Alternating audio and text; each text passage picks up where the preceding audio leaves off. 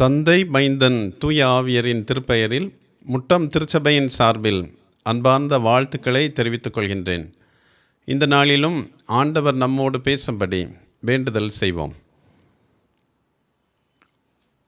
உம்மோடு வாழும்படி பல்வேறு வாய்ப்புகளை எங்களுக்கு தருகின்ற எங்கள் அன்பின் ஆண்டவரே, உம்முடைய பிள்ளைகளாக நாங்கள் உம்மை விட்டு வழிவிடாதபடி எப்பொழுதும் உமக்குள்ளே வாழத்தக்கதாக எங்களுக்கு தருகின்ற வாய்ப்புகளுக்காக உம்மை நாங்கள் போற்றுகிறோம். இந்த நாளிலும் திருமறை பகுதியினூடாக நாங்கள் உம்மை தியானிக்கிற பொழுது நீர் எங்களோடு பேசும். இயேசு கிறிஸ்துவின் பெயரில் கேட்கிறோம் சுவாமி, ஆமேன். எபேசு சபைக்கு செய்தி சொல்லுகின்ற ஆவியானவர் 6ஆம் வசனத்தில் எபேசு சபையில் இருக்கின்ற தீமை ஒன்றை பற்றியும் சுட்டி காட்டுகின்றார். ஏற்கனவே 4ஆம் வசனத்தில் ஆதியில் கொண்டிருந்த அன்பை இழந்ததாக குறைவுபடுகின்ற ஆவியானவர் 6ஆம் வசனத்தில் நான் வெறுக்கிற நிக்கோலாய் மதஸ்தரின் கிரியைகளை நீயும் வெறுக்கிறாய். இங்கே காணப்பட்ட தீமையாக நிக்கோலாய சமயத்தவருடைய கொள்கை ஒன்றினை அவர் குறிப்பிடுகிறார். எபேசு சபையில், எபேசு நகரத்தில் நிக்கோலாய சமயத்தினர் அதிகமாக இருந்தும் எபேசு சபையினர் அந்த கொள்கையை வெறுப்பதாக அவர்களிடம் சொல்கின்றார். இது உன்னிடத்தில் இருக்கிறது, இத்தகைய கொள்கையை நீ ஏற்றுக்கொள்ளாமல் இருக்கிறாய், ஆயினும் கவனமுடன் இருக்கும்படி எச்சரிப்பு விடுக்கிறார். எக்கோலாய மதஸ்தவர் அல்லது நிக்கோலாய் சமயத்தவர் என்போர் யார் என்பதை நாம் புரிந்து கொள்வது அவசியமானது. இந்த நிக்கோலாய் சமயத்தவர் அல்லது மதஸ்தவர் என்பவர் திரிபு கொள்கையினர், திருச்சபைக்கு விரோதமான கொள்கை உடையவர்கள். 2ஆம் அதிகாரம் 15ஆம் வசனத்தில் பெர்கமு திருச்சபையினரை பற்றி சொல்கின்ற பொழுதும் இந்த திரிபு கொள்கையினரை பற்றி ஆவியானவர் குறிப்பிடுகின்றார். நிக்கோலாஸ் என்பவரால் ஏற்படுத்தப்பட்ட போதனை தான் நிக்கோலாய சமய போதனை. என்னாகமம் 25ஆம் அதிகாரம் 1 முதல் 5 வரை உள்ள வசனங்களில் இஸ்ரவேலர் சித்தீமில் தங்கியிருக்கையில் இஸ்ரவேல் ஜனங்கள் மோவாவின் ஜனங்களோடே தவறான அல்லது ஒழுக்கக்கேடான காரியங்களில் ஈடுபட்டனர். இதனால் கர்த்தருக்கு விரோதமான பாவம் செய்தார்கள், வாதையும் நேரிட்டது என என்னாகமம் 31ஆம் அதிகாரம் 16ஆம் வசனம் கூறுகின்றது. இதே வழியில் ஒழுக்கக்கேடான காரியங்களை போதித்தவர்களே நிக்கோலாயர். இவர்கள் யார் என தொடக்க கால திருச்சபை வரலாற்றாளர்கள் சில கருத்துக்களை குறிப்பிடுகின்றனர். யூத சமயத்தவரான அந்தியோகியாவை சார்ந்த 7 மூப்பர்களில் ஒருவருடைய பெயர் நிக்கோலா அல்லது நிக்கோலஸ் என அப்போஸ்தலர் 6ஆம் அதிகாரம் 5ஆம் வசனம் சொல்கின்றது. இவர் பின் நாட்களில் கட்டுப்பாடற்ற வாழ்க்கை வாழ்வதை ஆதரித்த திரிபு கொள்கையாளராக மாறினார். உணவு குறித்தும் சிலை வணக்கத்தை குறித்தும் தவறான வாழ்க்கை முறைகளை குறித்தும் இவர் போதித்தார். அப்போஸ்தலர் சட்டத்தில் இத்தகையோரை குறித்து வெட்கமற்ற தூய்மை உடையோர் என்று குறிப்பிடப்பட்டுள்ளது. அலெக்சாண்ட்ரியா நகரை சார்ந்த கிளமெண்ட் என்று சொல்கின்ற திருச்சபை தந்தையர் இவர்களை பற்றி குறிப்பிடுகிற பொழுது மனிதன் தன் உடலை வெட்கமற்ற விதத்தில் பயன்படுத்தலாம் என்று இந்த நிக்கோலாயர் போதித்ததாக குறிப்பிடுகின்றார். சுருக்கமாக சொன்னால் இத்தகைய மக்கள் லூஸ் லிவிங், எப்படியும் வாழலாம் என்று சொல்கின்ற தளர்வு வாழ்க்கையை ஆதரித்தவர்கள். எருசலேம் ஆலயத்தில் புற இனத்தவரை சேர்ப்பதா வேண்டாமா என்பது குறித்து மிகப்பெரிய சர்ச்சை ஒன்று நடைபெற்றதை நாம் அறிந்திருக்கின்றோம். இந்த கவுன்சில் பற்றிய செய்திகள் அப்போஸ்தலர் நடபடிகளின் புஸ்தகத்தில் சொல்லப்பட்டிருக்கின்றது. இந்த கவுன்சில் ஆலோசனை சங்கத்தில் 2 முடிவுகள் எடுக்கப்பட்டன. ஒன்று, சிலைகளுக்கு படைக்கப்பட்ட உணவை உண்ணாதோரையும் ஒழுக்கக்கேடான செயல்களுக்கு உடல்களை கொடாமல் இருப்போரையும் திருச்சபையில் சேர்த்து கொள்ளலாம். அவர்கள் புற இனத்தவராக இருந்தாலும் சிலைகளுக்கு படைத்ததை உண்ணாமல் இருப்போரையும் ஒழுக்கக்கேடான செயல்கள் செய்யாதோரையும் சேர்த்து கொள்ளலாம் என்று தீர்மானம் நிறைவேற்றப்பட்டது. ஆனால் நிக்கோலாயர் என்போர் இந்த 2 கட்டளைகளையும் முறித்தனர். சிலைகளுக்கு படைக்கப்பட்ட உணவை உண்ணலாமா என்பது இன்றும் சிலரிடத்திலே இருக்கின்ற ஒரு கேள்வி. திருமறையின் அடிப்படையில் சிலைகளுக்கு படைக்கப்பட்ட உணவு என்பதை அறிந்தால் அதை நாம் உண்ணக்கூடாது.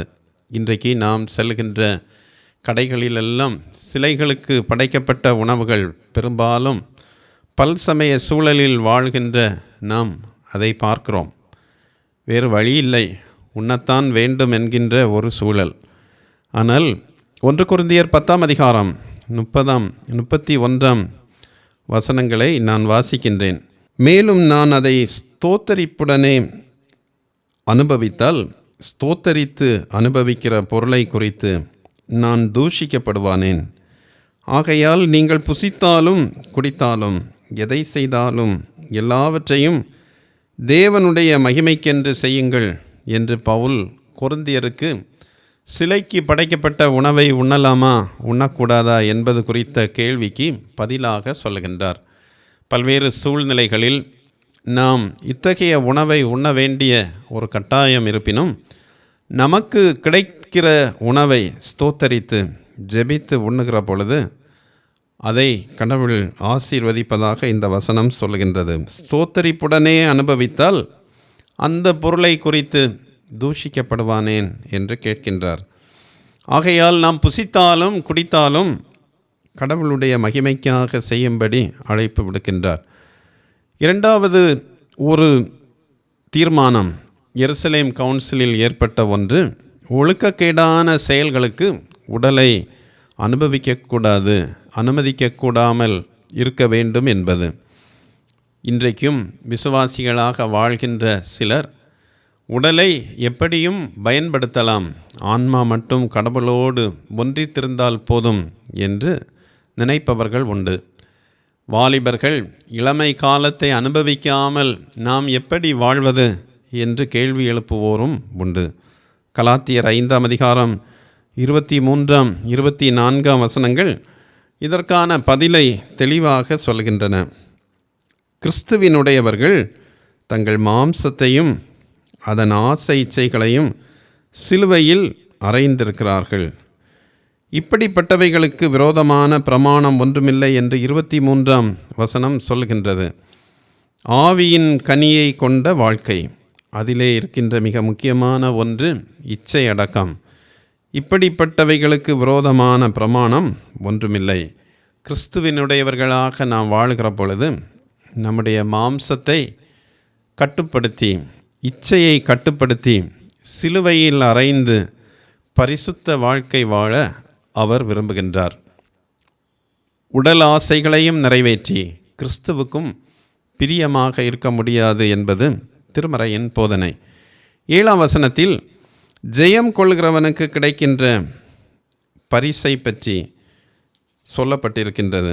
7 வசனத்தை பாருங்கள். வெளிப்படுத்தல் 2 7 வசனம். ஆவியானவர் சபைகளுக்கு சொல்லுகிறதை காதுள்ளவன் கேட்க கடவன். ஜெயன் கொள்ளுகிறவனவனோ அவனுக்கு தேவனுடைய பரதீசின் மத்தியில் இருக்கிற ஜீவ விருட்சத்தின் கனியை புசிக்க கொடுப்பேன் என்று எழுது என்று சொல்லப்பட்டிருக்கிறது. இந்த வசனத்தில் வருகின்ற 2 காரியங்கள், சொற்றொடர்கள் நாம் புரிந்து கொள்வது அவசியமானது. ஒன்று ஜீவ விருட்சத்தின் கனி, மற்றொன்று பரதீஸ். ஜீவ விருட்சத்தின் கனியை த ட்ரீ ஆஃப் லைஃப் என்று ஆங்கிலத்தில் சொல்லப்பட்டிருக்கிறது. வாழ்வின் மரம் என்று விவிலியத்தில் பொது மொழிபெயர்ப்பில் மொழிபெயர்க்கப்பட்டிருக்கின்றது.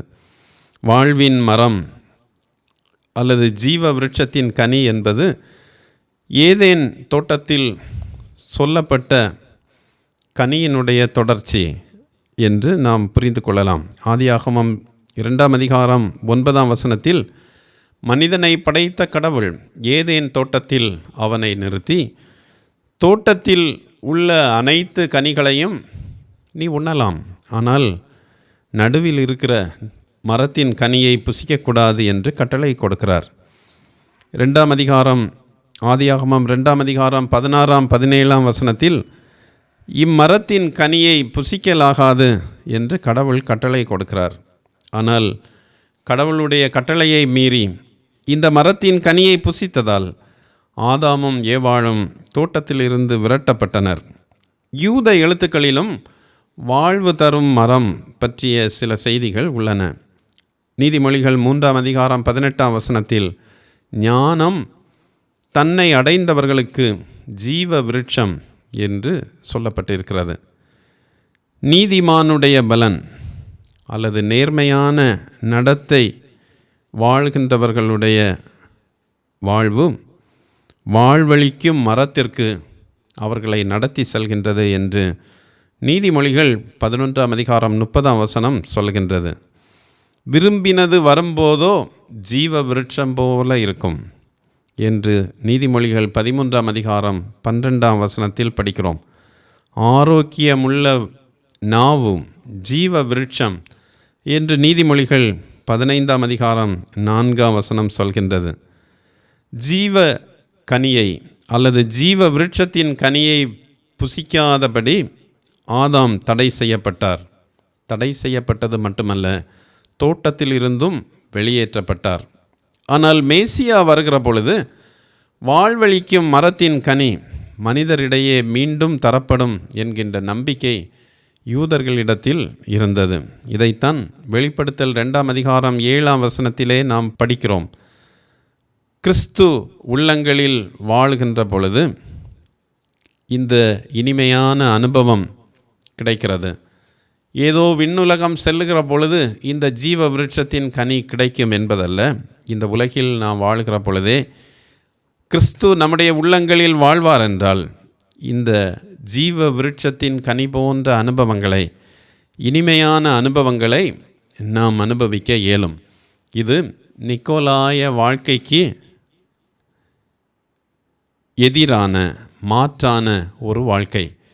எப்படியும் வாழுகின்ற வாழ்க்கை ஒன்று, கிறிஸ்துவோடு வாழ்கின்ற பொழுது கிடைக்கின்ற இனிமையான அனுபவம் ஜீவ விருட்சத்தின் கனி. இந்த கனியை பற்றி சொல்கிற பொழுது 7ஆம் வசனத்தில் பரதீசின் மத்தியில் இருக்கிற ஜீவ விருட்சத்தின் கனியை புசிக்க கொடுப்பேன் என்று ஆவியானவர் சொல்கிறார். இந்த ஜீவ விருட்சத்தின் கனி எங்கே இருக்கிறது? பரதீசின் மத்தியில் இருக்கிறது. பரதீசு என்பதற்கு பல பொருள்கள் உண்டு. பரதீசு என்பது பெர்சிய வார்த்தை. பெர்சிய அரசன் வாழ்கின்ற இடத்தை பரதீசு என்று குறிப்பிடுவது உண்டு. கிரேக்க பழையற்பாடான செப்டுவஜிந்தில் இறந்தவர்களின் ஆவி தங்கும் இடம், இது விண்ணுக்கும் மண்ணுக்கும் இடையே இருக்கிறது என்கிற நம்பிக்கை இருந்தது. இயேசு சிலுவையில் அறையப்பட்டிருக்கிற பொழுது தன்னுடன் இருக்கிற கள்வர் ஒருவரை இன்றைக்கு என்னோடு பரதீசில் இருப்பாய் என்று சொல்லுகின்றார். லூக்கா 23ஆம் அதிகாரம் 43ஆம் வசனத்தில் இதனை காண்கிறோம். இன்றைக்கு அவரோடு இருக்கிற அனுபவம் என்று நாம் அதை புரிந்து கொள்ளலாம். இன்றைக்கே நீ என்னோடு பரதீசில் இருப்பாய், கிறிஸ்து தங்குகின்ற இடம் என்று சுருக்கமாக சொல்லலாம். அப்படியானால் பரதீசு எது? கிறிஸ்து எங்கே இருக்கிறாரோ, கிறிஸ்துவோடு வாழுகிற பொழுது நாம் பரதீசில் வாழ்கிறோம், கிறிஸ்துவோடு வாழ்கிறோம் என்பதை புரிந்து கொள்வது நமக்கு மிகுந்த பயனுடையதாக இருக்கும். இந்த நாளில் 6ஆம் 7ஆம் வசனங்களில் 2 விதமான வாழ்க்கை முறைகளை பற்றி சொல்லப்பட்டிருக்கிறது. ஒன்று நிக்கோலாய மதஸ்தரின் வாழ்க்கை, லூஸ் லிவிங், விருப்பம் போல வாழ்வது, மாமிசம் விரும்புகிற வழியில் வாழ்வது. 7ஆம் வசனத்தில் ஜீவ விருட்சத்தின் கனியை புசிக்கின்ற ஒரு வாழ்க்கை. கிறிஸ்துவோடு வாழ்கிற பொழுது பரதீசின் மத்தியில் இருக்கிற ஜீவ விருட்சம் போன்ற இனிமையான அனுபவங்கள். அந்த அனுபவங்களை பெற்று வாழ ஆண்டவர் நமக்கு உதவி செய்வாராக. ஆமேன். ஜெபிப்போம். இவ்வுலகில் வாழும்படி எங்களுக்கு வழிகாட்டியாக வந்த எங்கள் அன்பின் ஆண்டவரே, ஜீவ விருட்சத்தின் கனியை புசித்து தினம்தோறும் மகிழ்ச்சியோடு வாழும்படி எங்களை நீர் அழைக்கிறேன். நிக்கோலாய சமயத்தவருடைய கொள்கைகளை பின்பற்றியோரைப் போல நாங்களும் விருப்பம் போல வாழ்ந்து உம்மை விட்டு நாங்கள் தூரம் போகாதபடி கட்டுப்பாடான வாழ்க்கை வாழ்ந்து உம்முடைய ஜீவ விருட்சத்தை அனுதினமும் புசித்து மகிழ்ந்து வாழவும், நித்தியத்தில் உம்மோடு ஆனந்தமாக நாங்கள் நிறைவான அனுபவத்தை பெற்றுக்கொள்ளவும் எங்கள் ஒவ்வொருவரையும் வழி நடத்த வேண்டும் என்று இயேசு கிறிஸ்துவின் பெயரில் கேட்கிறோம் சுவாமி. ஆமேன்.